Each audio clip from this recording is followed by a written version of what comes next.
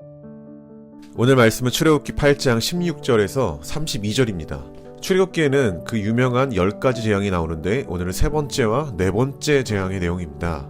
하나님은 모세에게 지팡이를 들어 땅에 티끌을 치라고 명령하셨습니다. 이 말을 들은 아론이 땅에 티끌을 치니 온 땅의 티끌이 다 이가 되어 사람과 가축들을 괴롭혔죠.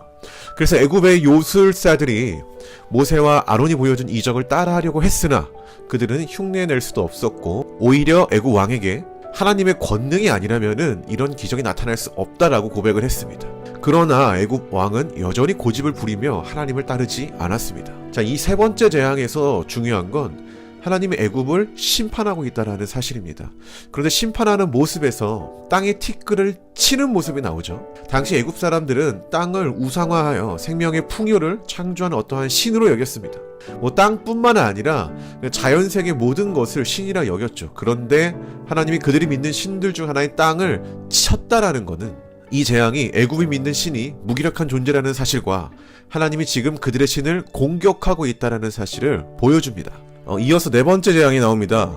하나님 모세에게 아침 일찍 일어나 바로 앞에 서서 자신의 백성들을 보내라는 말을 하십니다. 그런데 만약 여전히 애굽 왕이 고집을 부리고 하나님의 말을 따르지 않는다면 그 땅에 파리떼가 가득할 것임을 선언했죠. 다만 이스라엘 백성들이 거주하는 고센 땅에는 하나님의 심판으로부터 보호받을 것임을 말씀하셨습니다.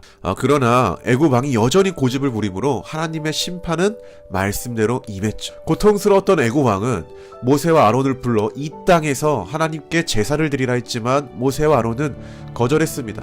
자신들은 사흘길을 떠나 광야에서 여호와 하나님께 제사를 드려야 한다고 했으며 바로는 그것을 허락해주는 대신 자신을 위해 기도해달라고 했죠. 이 애굽 왕이 자신을 위해 기도해달라는 건 네 번째 재앙으로부터 자유를 달라는 요구였습니다.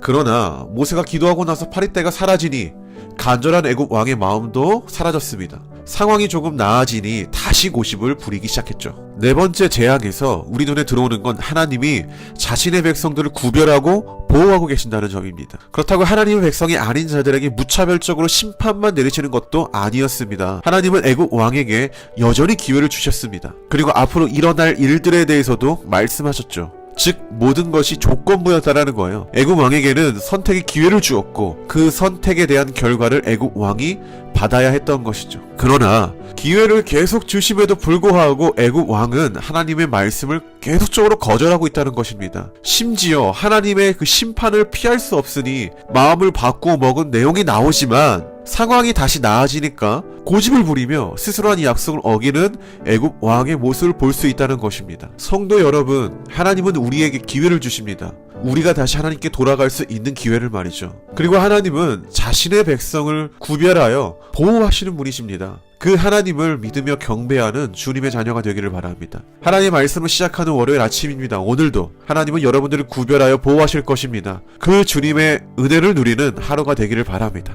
오늘 하루도 승리하시고 늘 주님의 축복 가운데 거하기를 기도하겠습니다. 감사합니다.